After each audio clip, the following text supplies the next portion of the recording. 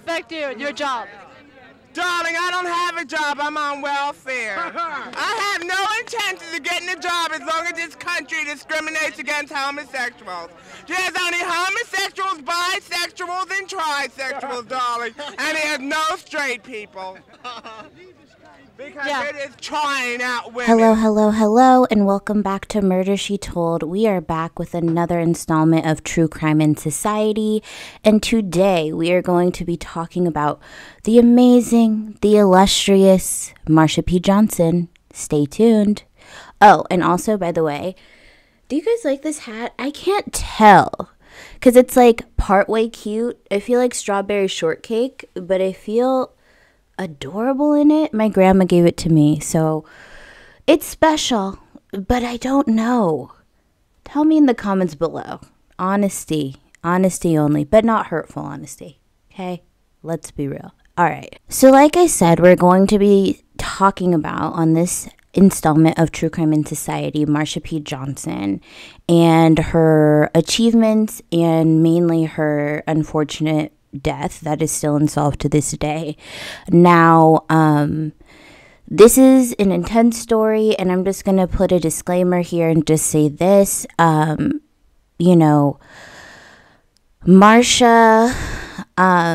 P is often referred to as a trans woman, but upon more investigation by those who were close to her, it seems like she was more gender fluid, and not necessarily trans. She would dress up in men's clothes, women's clothes, costumes. She was such a character in Greenwich Village, where she ended up living for many, many decades. But for the sake of this video, I'm going to refer to her as she, her pronouns, just because that's what most people use. And I'm going to just say that. So I think it's important to say that, because I know that there's some, upon reflection, back in the day, there wasn't as many, there wasn't a strong there wasn't a big vocabulary when it came to discussing sexuality and gender and things like that. So we're going to refer to her as she, her, just to keep it consistent with what everybody refers to her as. But I want to just make it known that I realize that I think, in my self-diagnosis, my professional opinion, Marsha would be more genderqueer, in my opinion. All right? So let's get into it. There are a lot of historical figures that we don't know much about, and that's by design. And Marsha P Johnson, up until recently, she was one of those people. Oftentimes, people don't know how the start of the gay rights movement began, and it was right on the heels of the civil rights movement, of course. And a lot of people nowadays know about Stonewall, and we'll get into that, because she was an instrumental figure in Stonewall and the subsequent events that happened that started the gay rights movement. And we're going to get into some details about that towards the end, in terms of, her actively being erased from the history of the gay rights movement by white queer people. But that's for later down the road.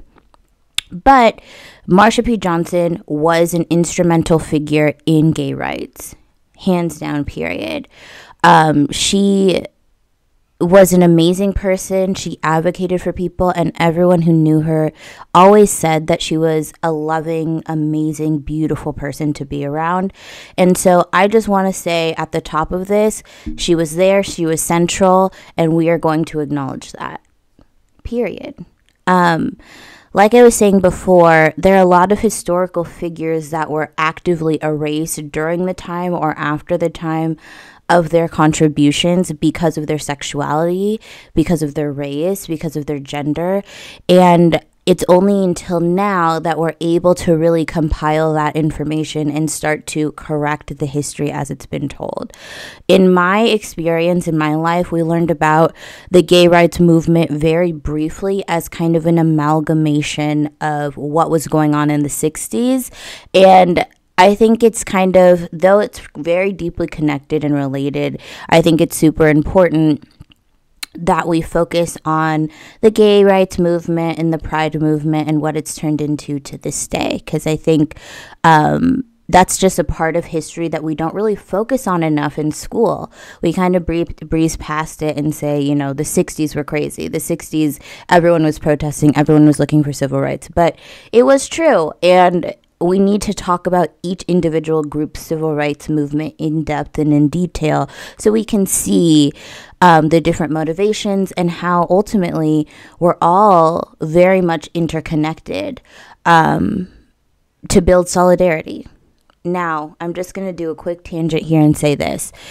Most people don't know this, but the women's rights movement and the gay rights movement, and generally a lot of the movements that were happening after the civil rights movement and the quote-unquote success with that,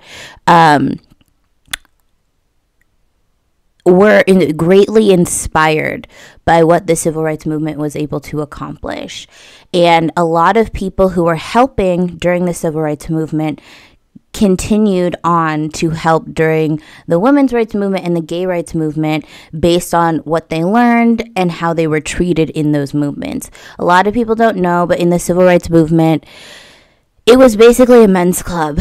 It was a men's club. There are people like Ella Baker, Fannie Lou Hamer, who were obviously instrumental Black women liberation individuals and activists, but you would be surprised that they didn't necessarily get along with everybody in the civil rights movement because of how they were treated based on gender. Ella Baker famously did not like Martin Luther King because of how he would dismiss her and her concepts and her ideas because of her gender. And so through that experience, as well as, you know, we had the student busing and things like that was going on that also had white women involved. And essentially, the women realized that the men in the movement, particularly the civil rights movement, were asking them to put their Blackness for the greater good above their other identities, which, as we know, is kind of impossible. I am both Black and a woman at the same time, and to ask me to put my Blackness in front of my womanhood is kind of a rude ask because you're ignoring a very central part of my identity, which makes my life particularly uniquely different.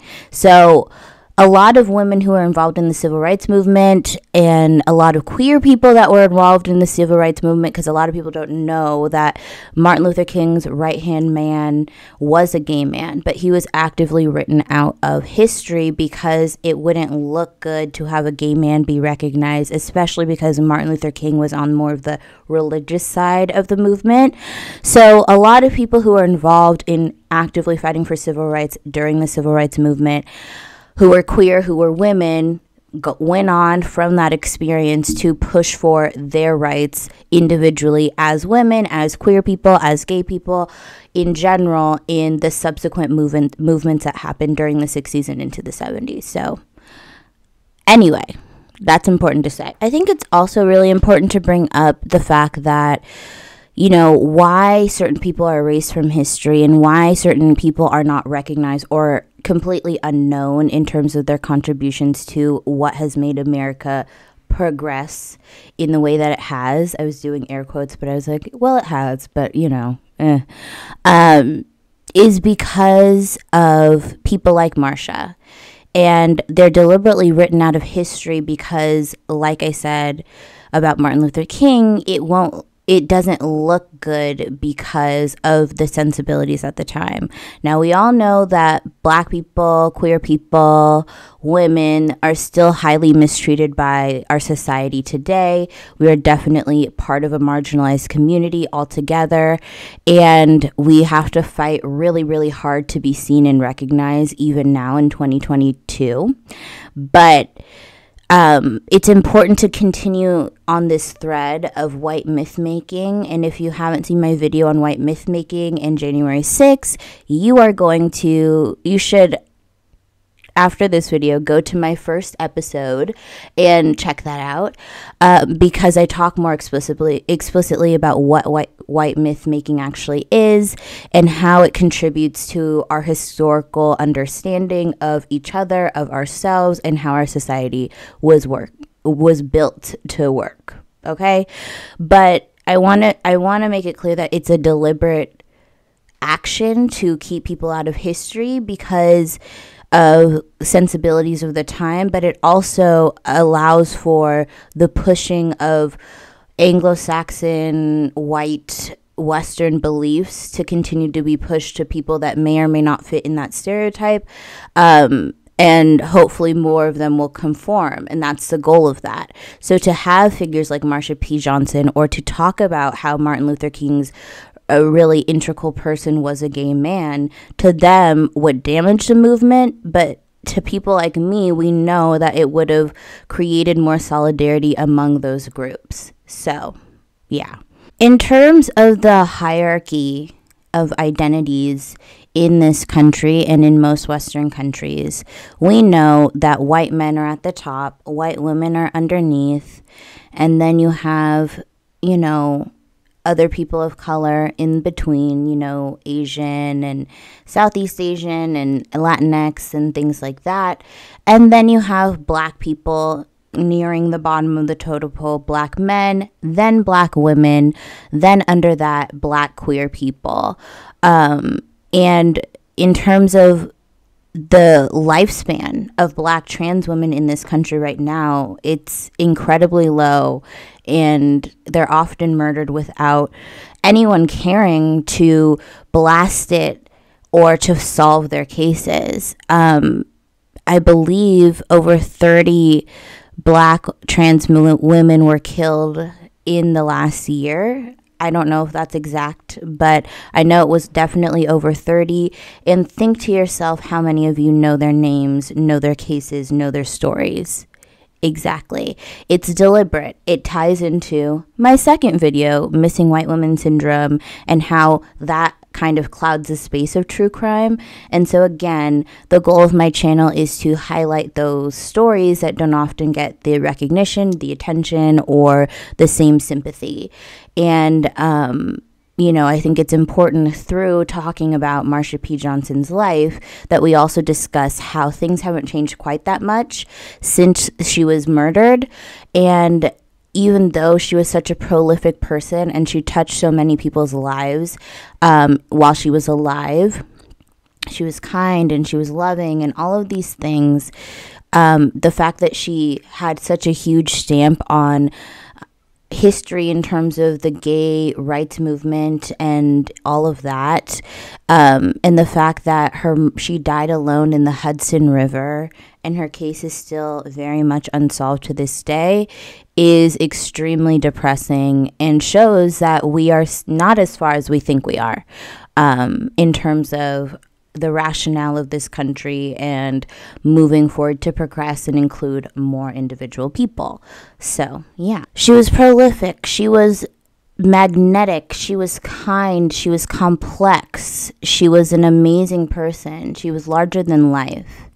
And she was charismatic, and people loved her.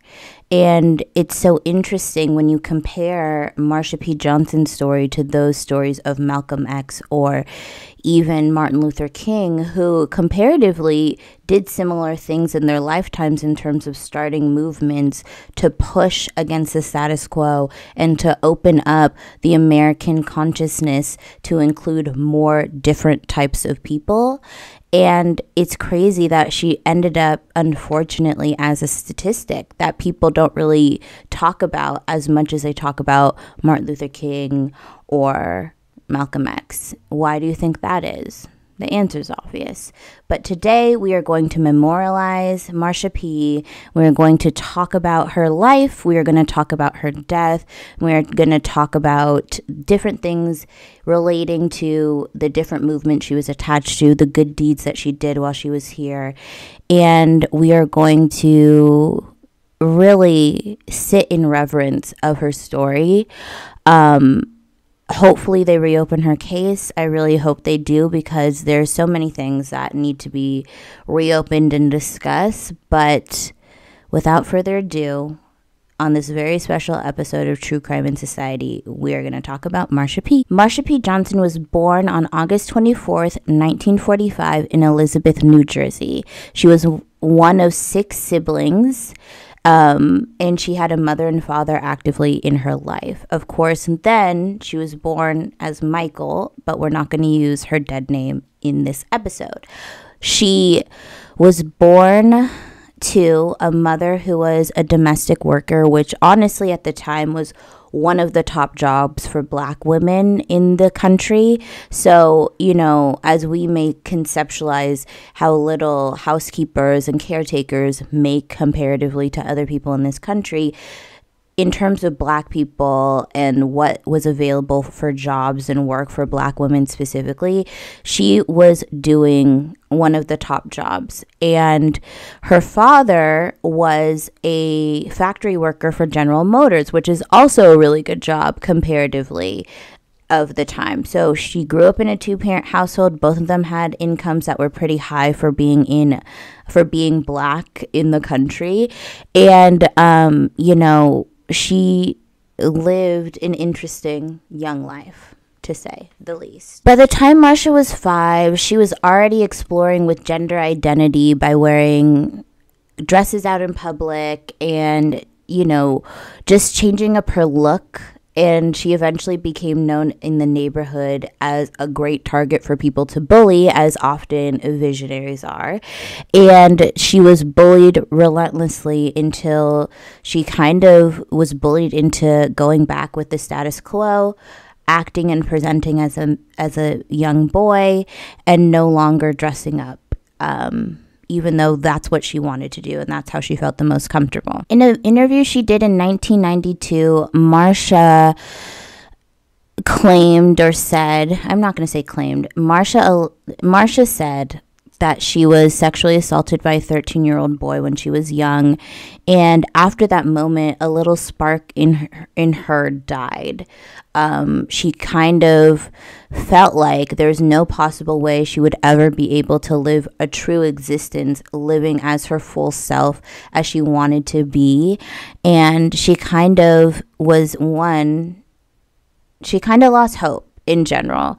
And as a subsequent result of the sexual assault, she became very intensely sexually inactive for a number of years and kind of just settled into a life that she wasn't happy about. She conformed at that time and just kind of grew small within herself, which a lot of people do when things like that happen at such an influential age. But it wasn't until she was 17 and she moved to New York that she was finally able to free herself of the shackles of conformity and found people who resembled her and wanted to live a life like her and wanted to be free and wanted to express themselves openly without being fearful of being pushed back into the box that they came out of. So she moved at 17 and was able to kind of reignite that spark that had died in her early childhood. In terms of Marsha's parental opinions, Marsha's parents' opinions about how she lived her life, especially as a kid, there's not a lot that says about how her father felt. I can only assume as a Black man of a particular time, of a particular era. I don't know if it's wrong to assume, but I'm assuming that, you know, he probably wasn't super accepting of Marsha wearing dresses and going out in public in dresses. As for Marsha's mom, though, it was said that she had a lot of mixed signals about Marsha's gender expression and sexuality. There were times when she would say that Marsha would be condemned to hell and, you know, classic Black Christianity homophobia. But there were also times when she would be excited about Marsha's sexuality and try and convince Marsha to bag a rich man so that she could be taken care of for the rest of her life. So it was very mixed signals, all of them selfish, obviously, but, you know, honestly, a surprising turn of events considering the time frame for which Marsha was growing up. Most people wouldn't even talk to their kid in that way or have that take on their kid's sexuality and gender expression, but Marsha's mom did have mixed signals. So there is a little bit of, you know, clearly you need to fit and conform, but there's also times when she would think about the possibilities of Marsha getting into a gay relationship and being able to provide her with a life of leisure. So I don't know. I think they're both selfish because they all center her in it, and none of it has anything to do with Marsha wanting to be happy or what Marsha considers a good life. But I think it's really interesting, and I made a note of it on my notes, that her mom was kind of open-minded in terms of, in the context of the times. Like, obviously very homophobic, but in the context of the times, surprisingly open-minded. After graduating high school in 1963, Marsha got her shit together and moved to New York and eventually settled in Greenwich Village. She only had a sack of clothes and $15 in her pocket, and she began waiting tables locally. And this is where her story truly begins. This is where she begins to see people who are like-minded. She begins to make friends with people who are more tolerant and accepting of the life that she wants to present and live as.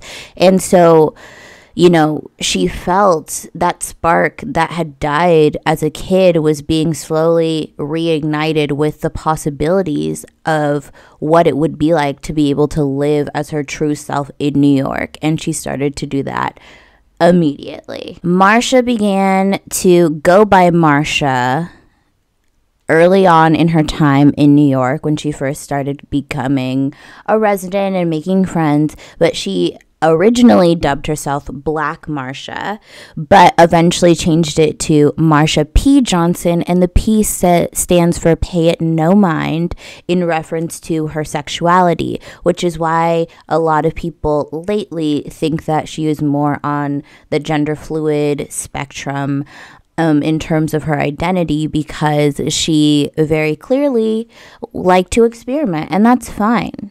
We love that. We love that. We love our theys here. We love our gender fluid people here, of course. So her name, Marsha P, as people like to call her, the P stands for Pay It No Mind, and I fucking love that about her. That just says everything about her attitude and who she was. She was confident, and she was willing to make it plain and step into her true existence in New York. When her friends would describe her, they would say that Marsha had two personalities. There was Marsha that everyone knew and loved, and then there was Malcolm, who was another side of her that would come out when she was in intensely stressful situations or just was drunk or under the influence. And Malcolm was incredibly violent and aggressive and would look for fights wherever they could find them. And Marsha was the complete antithesis of that: warm, inviting, accepting, and tolerant. And so as her friends, it was hard to balance both of those personalities, because Malcolm would come out and be very aggressive and very antagonistic. But today, people have said that, judging by that description of the dual personalities of both Marsha and Malcolm, that she may have been an undiagnosed schizophrenic. It's not clear. We cannot confirm that, but that is kind of to the extremes of her mood changes and things like that. So, you know. And when Malcolm would come out, Marsha would ultimately end up either in jail or in the hospital, and her friends, loving her to the depths of the earth, would crowdsource money to bail her out of jail or to pay her hospital bills or whatever need to be paid for, and she would go on and live her life and live another day. But this kind of dual personality thing was a part of who Marsha was. She was complex, and so is everybody. Like I said before, Marsha was one of the prominent figures of the gay rights movement in the 1960s, in the late 1960s, and she was an instrumental figure in Stonewall, though the accounts are very highly debated, but most people go with the account that she was there and she did contribute to the Stonewall uprisings that ultimately was the catalyst into the gay rights movement. So essentially, Stonewall was an underground mob-owned gay bar in New York, and they used to only open their doors to gay men, period. And then as soon as they opened their doors to drag queens and other gender non-conforming identities and queer identities, it's noted that she was one of the first drag queens, as she'd call herself, to go there and to drink and have fun and live her life. Now, I think this is an important time to note that obviously we have our generalized hierarchy that I said before at the top of the video, but there are hierarchies amongst groups, right? There are, you got your white gay men, you have your white lesbians, and the hierarchy kind of follows a similar pattern with Black trans women being at the bottom. And so I think it's just so important to discuss that even though you're queer, or even though you are a part of a marginalized community and a community in some aspect of your identity, intersectionality plays a huge part. So in a lot of spaces, gay men were super vicious to drag queens and trans women and lesbians even, because of their privilege of being both male and usually white, of course, because that plays a part into it. And this kind of, issue amongst the hierarchies in the queer community comes out even to this day. People don't necessarily look for the Black trans women that are dying. People don't necessarily advocate for those people that are dying, even if they live in the same LGBTQIA community and exist under the same rainbow. So it's important to note that hierarchies, there's a hierarchy, then there's a sub-hierarchy, and then the sub of the sub-hierarchy, and there's different characteristics that put you into your place. But unfortunately, Marsha's identity was as a Black trans presenting woman, and that meant that she was barred from a lot of the queer areas in New York because she was not even accepted by her own. It's different now, but there's still similar toxicity in the LGBTQIA community, and it's important to note that, again, everyone is privileged and disadvantaged in several ways, and intersectionality plays a huge part when it comes to how people identify with people. And because of Marsha's intersectionality, she was still at the bottom of the totem pole, even in a community where everyone was marginalized. So that's how far removed from privilege Marsha was. There are many gay people who are biphobic, who are transphobic, who are racist, who are sexist, that are a part of the LGBTQIA community. And the unfortunate part is we are stronger together as a unit instead of trying to push people away and trying to make yourself seem like you're above people. But unfortunately, a lot of these attitudes still persist in the community to this day, and that's the sad part. And to me, that's probably why Marsha's contributions have gotten very much erased from the gay rights movement, because of the prejudices that white gay men and white gay women, lesbian women, would kind of put onto the movement later. And that's a big part of the story, so we'll get into that later. But honestly, that's the truth. That's why Marsha's contributions are just now being openly talked about in mainstream media. The Stonewall Uprising happened in the early morning of June 28th, 1969. Let me double check. Excuse me. Now, during the 60s, it was illegal to be gay. Period. It was illegal to be gay. So gay bars in New York would get raided all the time. The thing about Stonewall was, because it was mob owned and mob run, it was kind of a safe haven, because you know how the mob works. They had, money in high places, and they were able to kind of forego being raided as much as other bars locally in the Greenwich Village area. But on June 28th, 1969, the bar was raided, and the gay men and everyone in that bar was arrested for being gay and patronizing a gay space and trying to be free and enjoy themselves. And that wasn't very long ago. That's how crazy the laws are and used to be back then. So as this is happening, you know, many of these patrons had experienced this at Stonewall or at other bars previously. So hold on, let me get comfortable. So they were used to this kind of treatment by the police, but there was a different energy in the air on January 8th, 1969, and the patrons of the bar were kind of just like, you know, we've had enough. Where can we exist and be free to exist? Yes, this is a safe haven for us as queer individuals from where we traveled from, but it's still not accepting of us. We still have to hide in, you know, after hours bars and be secretive about our identities, especially in front of cops, because of the fact that there are laws in place that were particularly targeted to same-sex individuals. So people are being arrested, Stonewall is being raided, and everyone's attitudes were just extremely high. They were tired of bowing down and they wanted to stay and fight. So they did.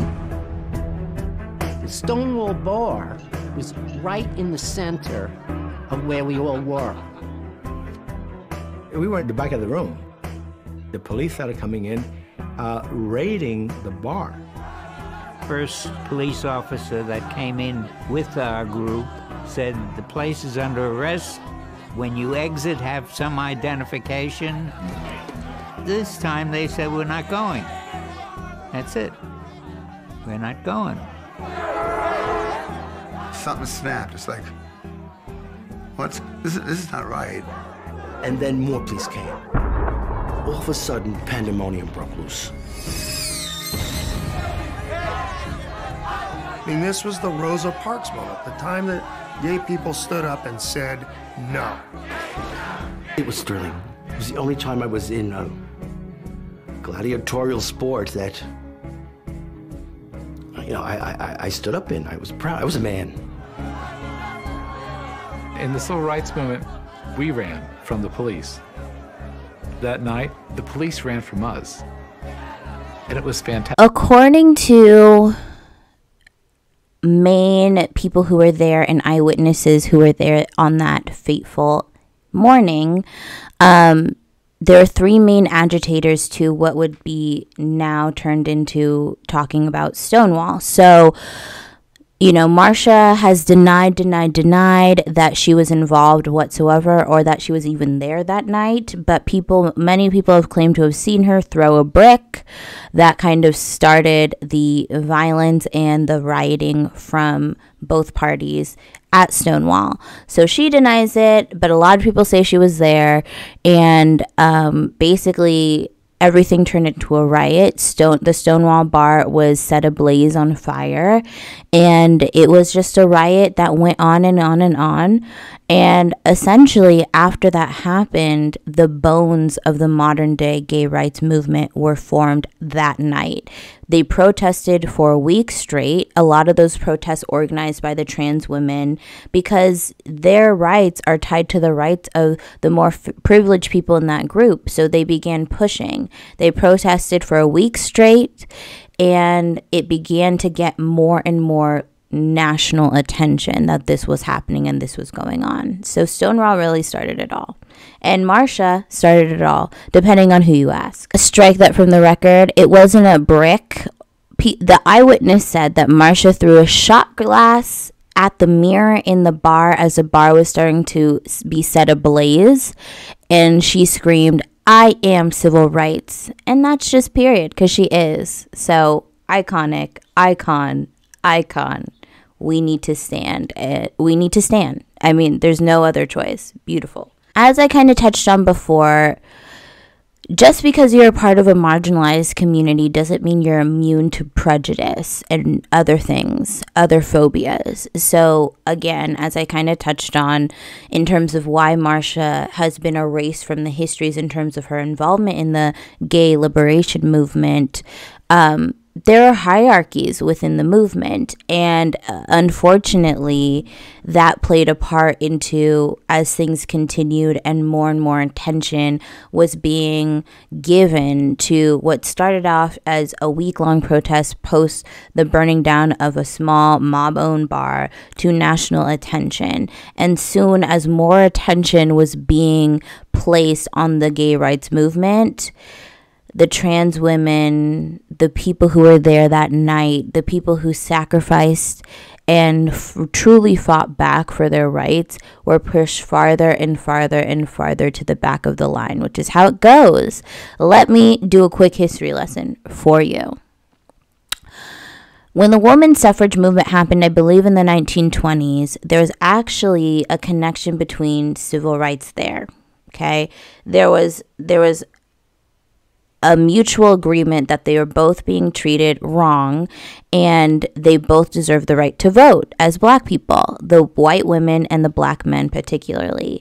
Now, unfortunately, what we see often is, the black people stood up and, worked in solidarity with the women's suffrage movement, and they seemed to work in solidarity with us until it was crunch time and they were given the right to vote, and then black people were not given the right to vote, and they took that privilege and ran with it instead of standing firm and advocating for the people that helped them organize and gain attention for their movement. So that's just one example. That happened also in second wave feminism that came during this time frame where white women kind of took control of feminism. That's why a lot of black women are either womanists or don't claim feminism, because feminism stands for how they mistreated us and left us in the dust. A lot of the issues were solely women focused, but not particular to the different woman identities that existed that were a part of the movement. Trans women, black women, women of color in general, the main focus was centered around the white woman experience, and that's why a lot of black women have a lot of bad taste and distrust between white women and their identities now, because of the constant historical precedence of them getting a little snack of privilege and then leaving everybody in the dust instead of staying down so everybody can win, which is what we did in the civil rights movement. We pushed for things that were particularly black, but the messaging was it's wrong to discriminate against people based on the color of their skin in terms of how we interact in public and socially with each other.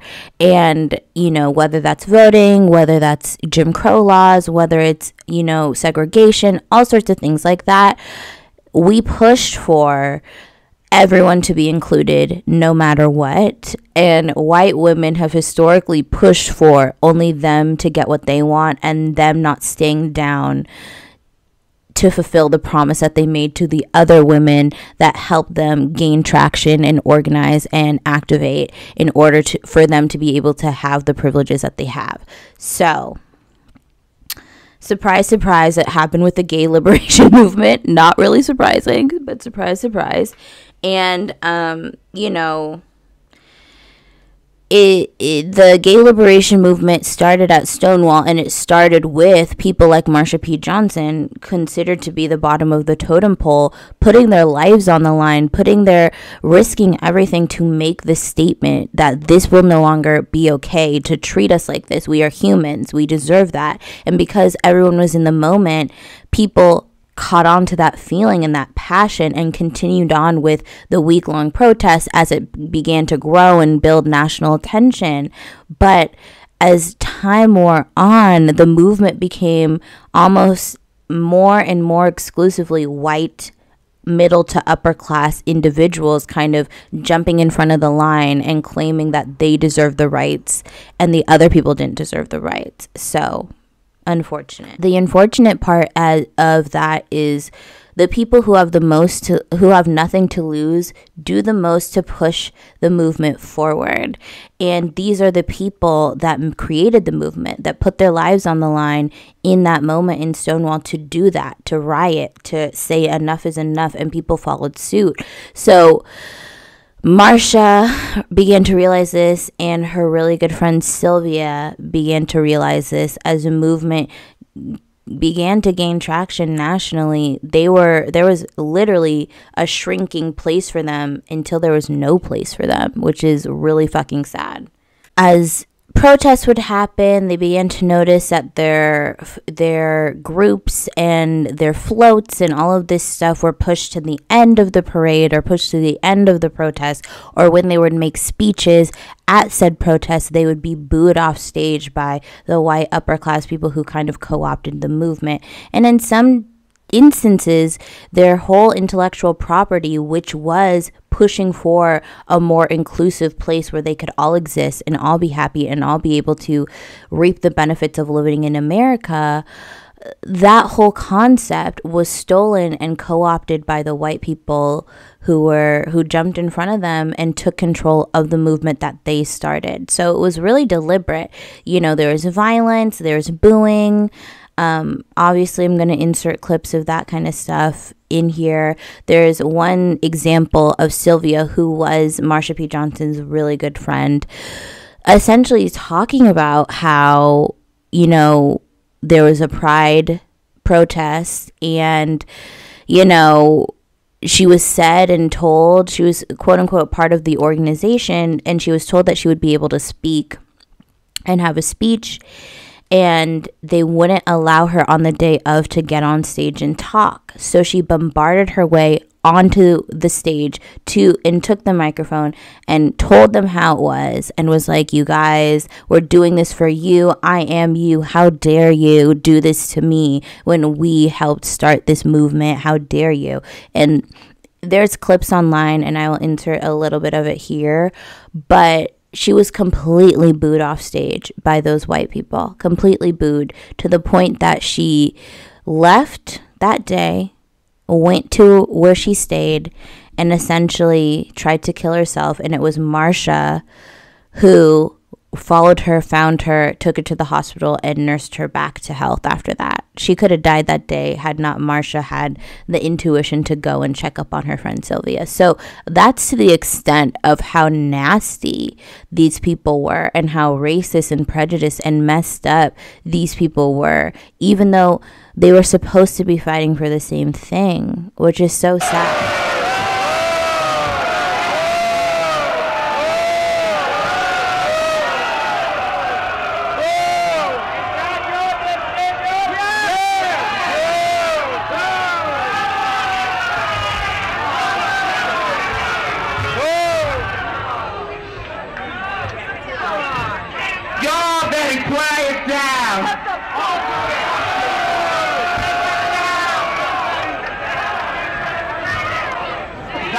Nothing. I didn't try to do a goddamn thing for them. Have you ever been beaten up and raped in jail? Now think about it. They've been beaten up and raped after they haven't spent much of their money in jail to get their cell phones and try to get their sex change. The women have tried to fight for their sex changes or to become women of the women's liberation. And they write STAR, not the women's group. They do not write women. They do not write men. They write STAR because we're trying to do something for them. I have been to jail.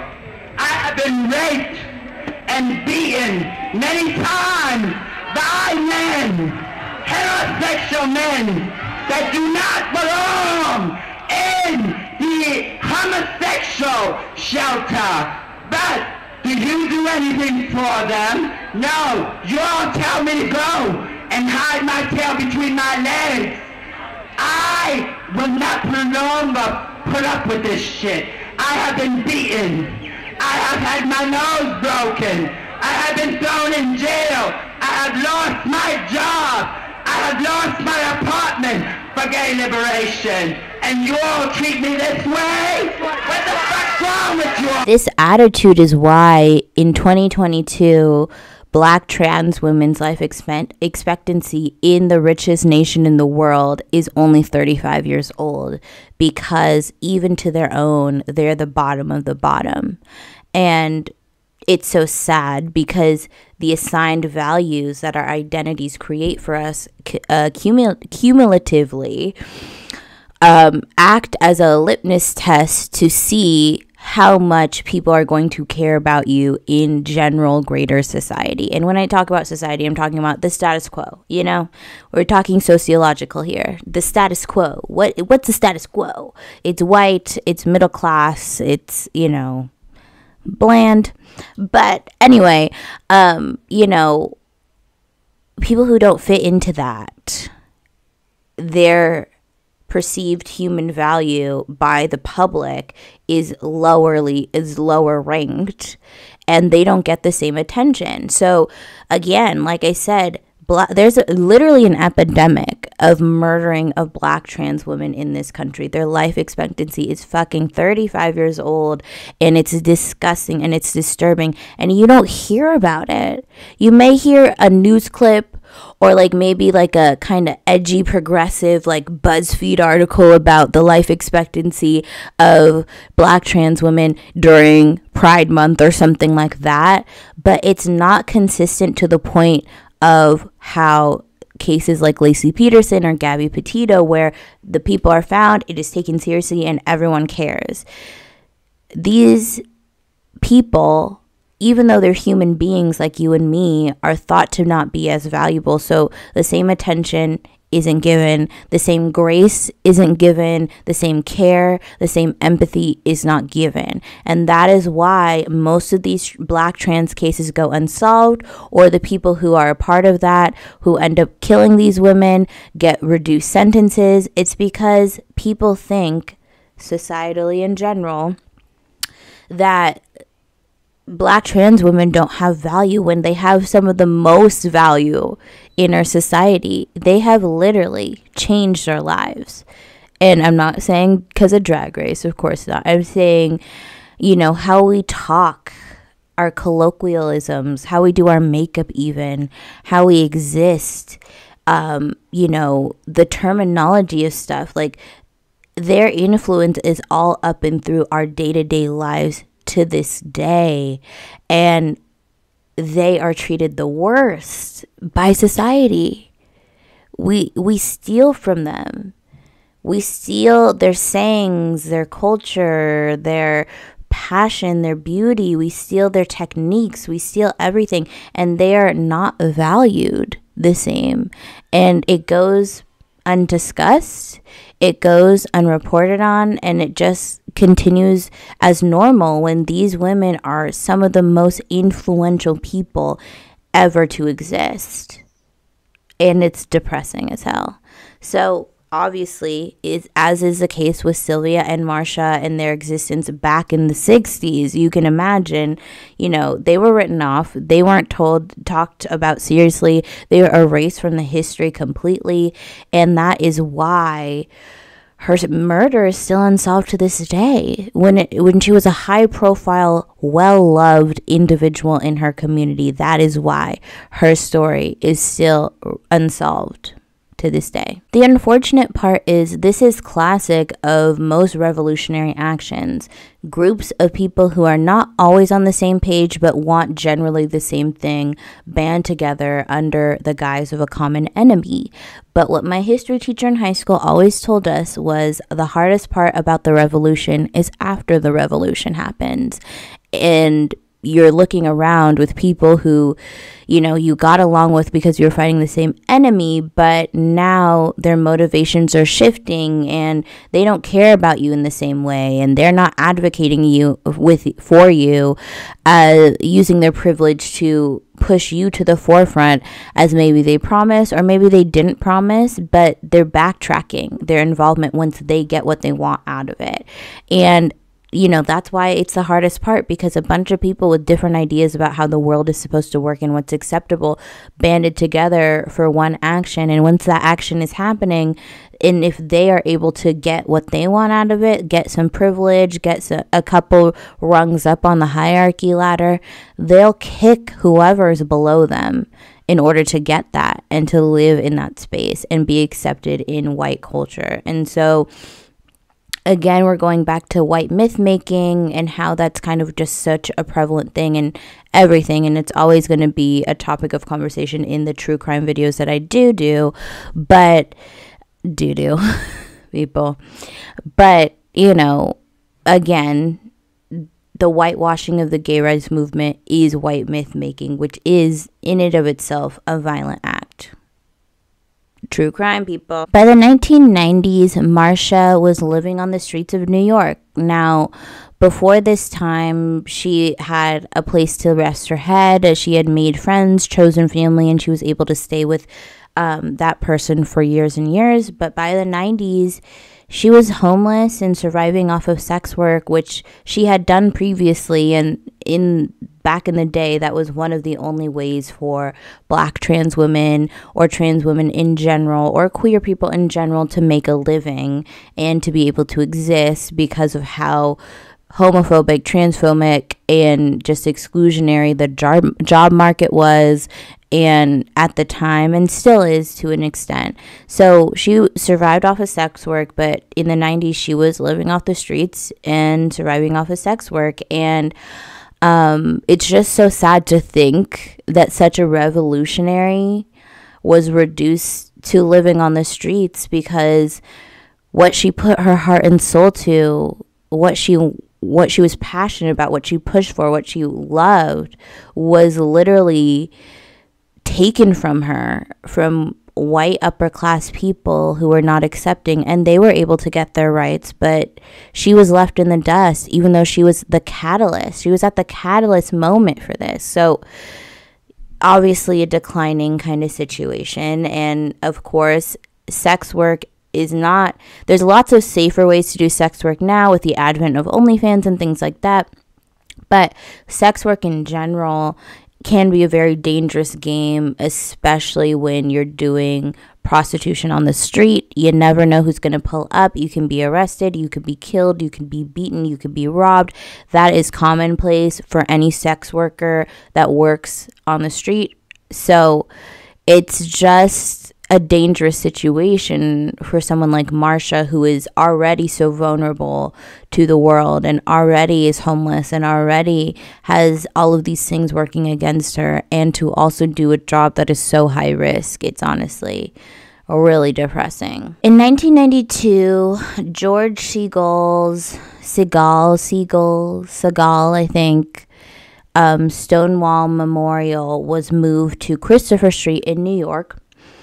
And Marsha had something to say, so I'm going to read it now. Marsha said, "How many people have died for these two little statues to be put in the park to recognize gay people?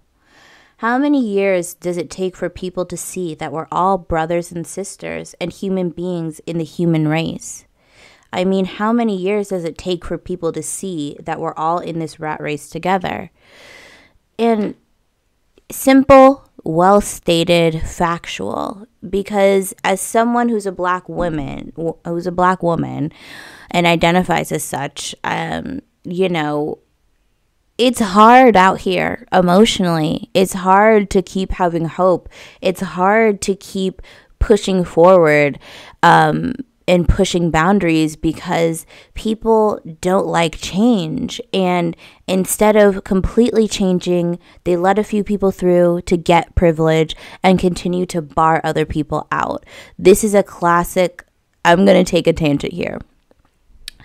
I was in an anthropology class with my friend Hike in college, and we had to do a debate on race. And basically what I discovered in my research, which is common and known, is that the elite white people, the elite, but namely white elite people with long money, with old money, with a lot of fucking money, control so much of our lives, right?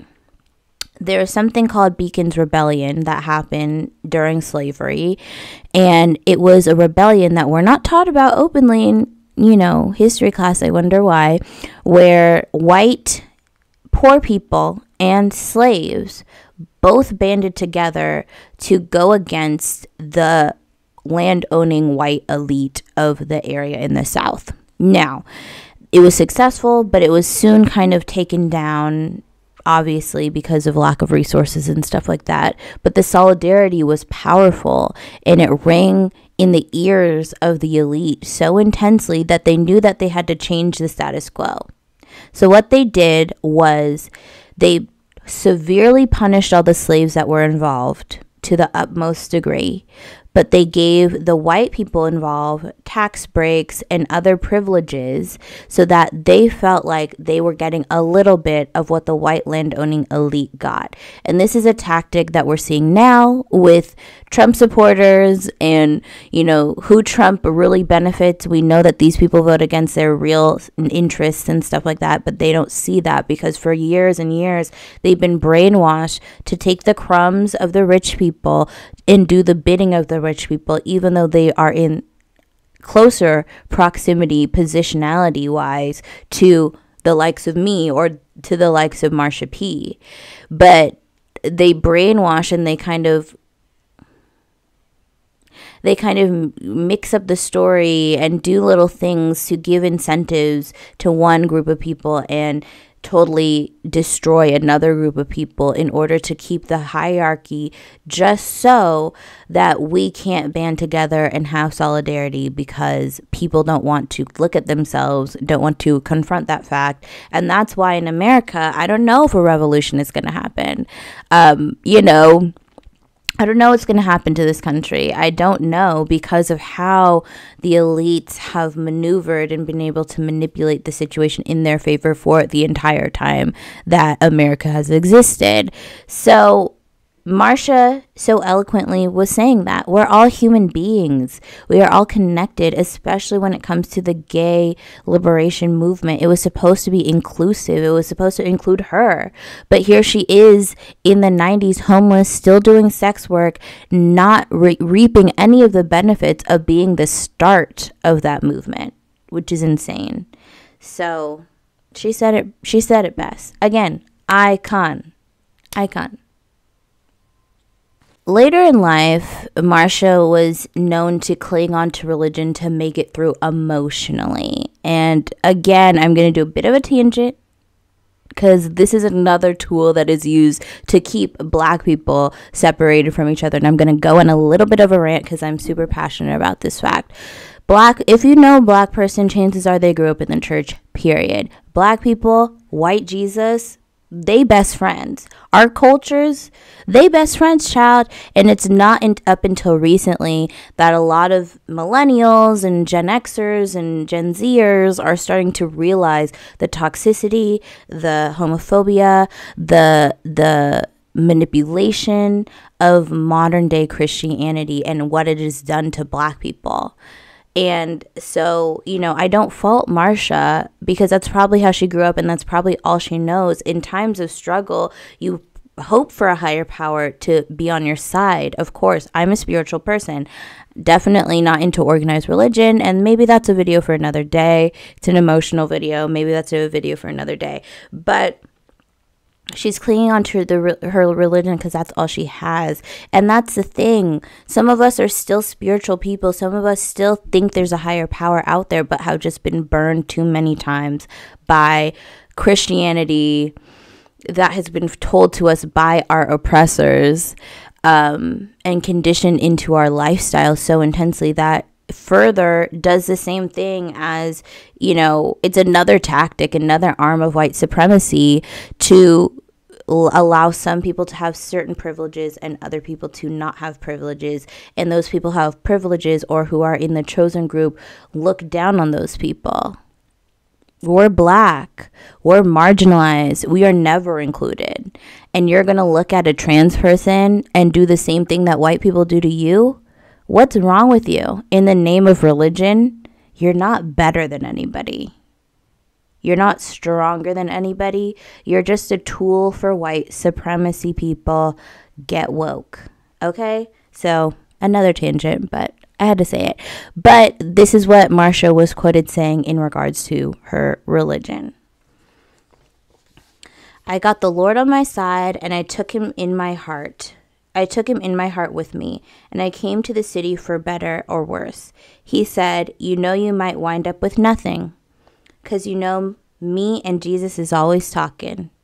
And I said, honey, I don't care if I never have anything ever till this day, till the day I die. All I want is my freedom. I believe Jesus is the only man I can trust. He's like the spirit that follows me around, you know, and helps me out in my hour of need. That's so... Again, black people, religion, conversation for another day. I'm not taking the bait. I'm not taking the bait today. So we're getting into Marsha's death, and there's lots of convoluted stories and different stories about different people's opinion about why she was died. A lot of people think she was murdered. A lot of people think she committed suicide. Some people think it was an accident. These are the three camps that the people exist in. Now, the people who think that she was suicidal namely say that a few days before her death or days before her death, she was seen extremely sick, extremely fragile, and she was giving away her belongings, which some people in the documentary I watched on Netflix, which everyone should watch, have said, you know, she would do that all the time. She'd give the shirt off her back to somebody if they needed it, or if she thought it would look better on them. She'd give a hat to somebody. So it wasn't abnormal for her to be giving stuff away, but a lot of people who may not have known her, you know, spirit as well, took that to mean, you know, once they heard the news that she was gone, that she essentially, you know, was saying goodbye to those she loved. So again, remember that 3 different groups. It's kind of convoluted. I believe she was murdered personally. So yeah. Also, comment down below if you want me to do a story on Sylvia, who was Marsha P's best friend during the heyday and stuff, and they loved each other a lot up until her death. I would love to do a video on Sylvia. She was a strong, badass woman and helped co-start a lot of the amazing foundations that Marsha was a part of for trans youth, for young trans people during the time. So I think that's really beautiful. So comment down below if you want me to do a video on that. Maybe in the next installment of my series, I'll add Sylvia in because she's a fucking queen and a badass. So yeah, but moving along. So shortly after the 1992 Pride Parade, Marsha's body was found in the Hudson River. And with very little care, with very little investigation, with very little asking of questions, very little regard for her life as a human being, they just kind of chalked her death up to a suicide. Now, a lot of her friends didn't agree with that because, like I said before, some people did, some people didn't, some people thought she was murdered. But the issue here is, just like with Evelyn, the police did not investigate the situation at the time.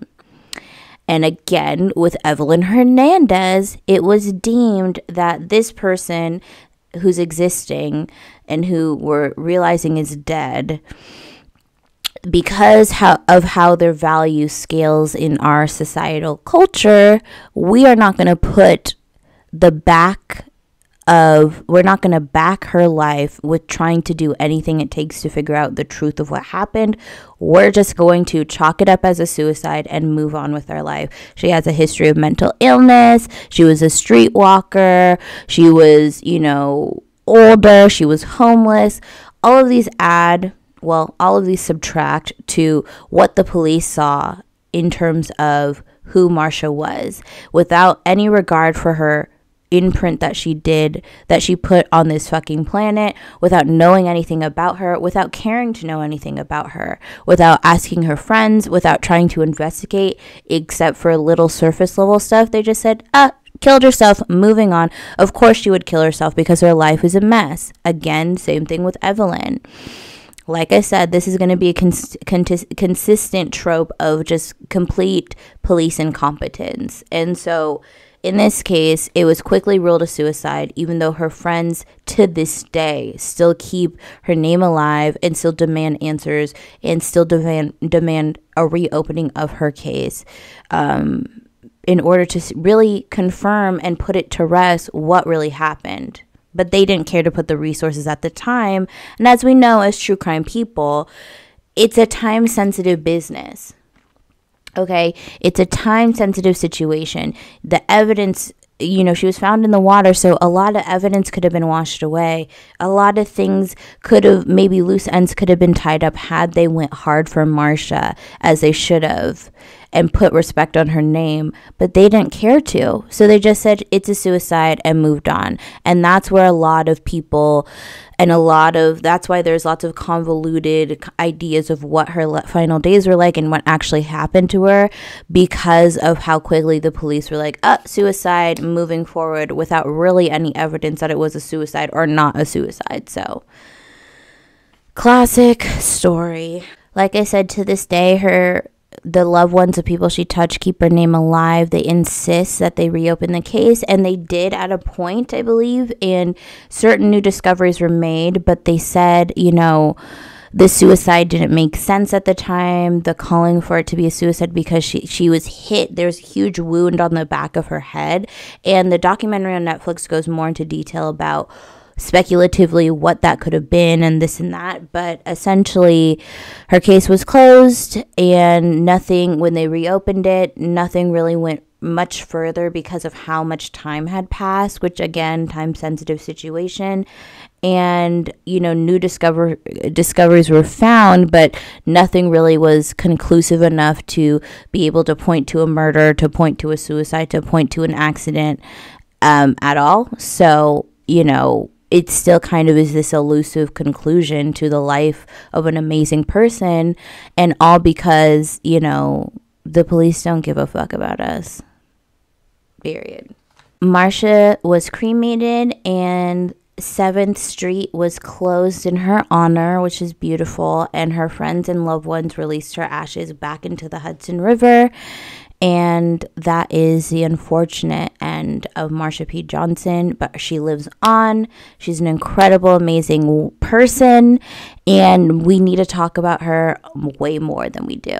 And again, if you're curious, if you want more detail and all of that, there is a wonderful Netflix documentary, and there's lots of really good videos on YouTube discussing, you know, there's still clips of her, you know, different clips of her singing and saying revolutionary things and just being her amazing, larger than life self. So after this, you know, please look her up and, you know, pay respect and memorialize her and make her immortal through your memory, because she deserves that.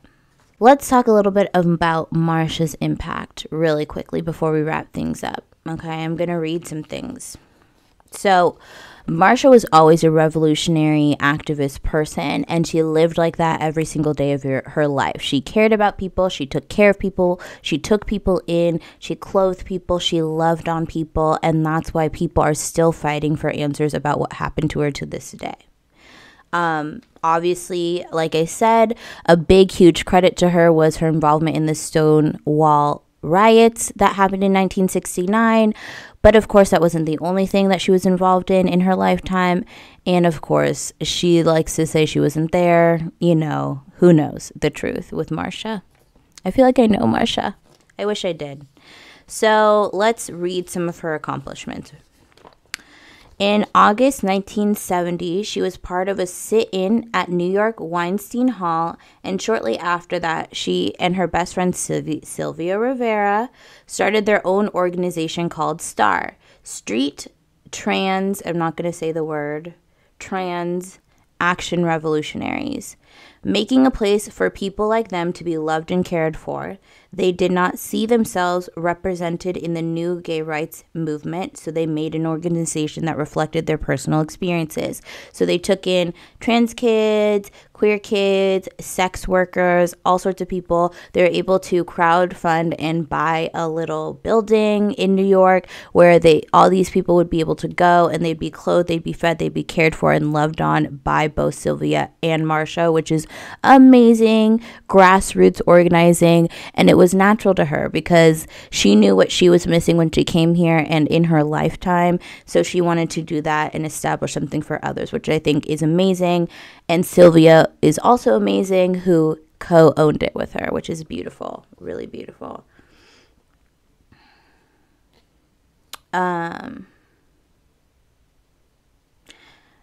The Star House was basically a place of refuge for a lot of sex workers and trans sex workers, and the rent was always paid and the bills are paid through their sex work. So they crowdfunded their money that they would get and be able to pay the bills and pay for food and all of that, which I think is also just really beautiful and amazing. Kind of like a co-op-y kind of vibe, which is like awesome. She was famously photographed by Andy Warhol, who sold that photograph for thousands of dollars while she still lived on the streets. So, and I'm going to pause here and just say this.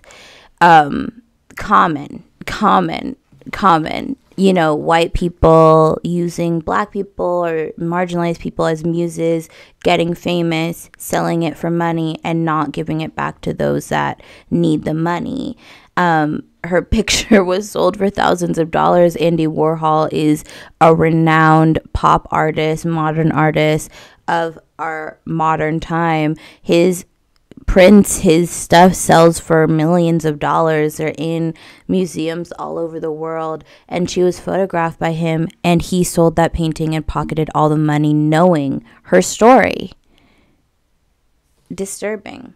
And this happened with this is why, even though Paris is Burning is a movie that I love so much, I do love it, that was another situation of an Andy Warhol kind of vibe. The woman was white, she came in to the ballroom culture, got these interviews, exploited these people. It was an iconic movie, still is iconic, and none of those people got paid. None of those people, you know, she kind of infiltrated as a spectator and was able to gain a lot of recognition and money from that. And if you watch the commonly said sequel called How Do I Look, you can find it on YouTube. It's very short. A lot of the participants who were in Paris is Burning speak about their experience on Paris is Burning and how it was really exploitative and how they weren't paid for their time and stuff. So another sad case of white people exploiting marginalized people, but you know, it's another day in America, right? Marsha P's impact is something that cannot be quantified. She was an amazing person. She was truly the definition of civil rights. Like she said, she is civil rights, and that is the fucking truth. And she lived it, and she breathed it, and she existed in it. She contributed so much to our culture to this day, and I hope that her life is immortalized in everyone's memory because she deserves it. She deserves to be taught about. People deserve to learn about her. People deserve to think about her. She touched people's lives. She was larger than life. I wish she was able to live. I wish that she wasn't exploited over and over again in the ways that she was. But so is life, unfortunately. I wish she was still here, and I wish we were able to know what actually happened to her. That's kind of the saddest part of this, is there's really no conclusion except for her impact, and she had a huge one. So suffice it to say, we love Marsha P. We love her. R.I.P. Marsha P. And you know what? I know you're in heaven. That's a sure shot. If you're not in heaven, then I'd rather be in hell, baby girl. Anyway. Yeah. So that was the story of Marsha P. Johnson. Kind of a little, very kind of quick, there's more detail that you can find on the internet, on podcasts, and that documentary that Netflix did was amazingly done. So that's another place that you can get more in depth about her life and her friendships and all of that. But that's her story, and I love her. I'm proud of her, and I hope she's smiling down on me making this video, because she's a goddess and she's an icon, and she is the moment. And without further ado, I'd like to say Black Lives Matter and free Palestine until it's backwards. Love you guys.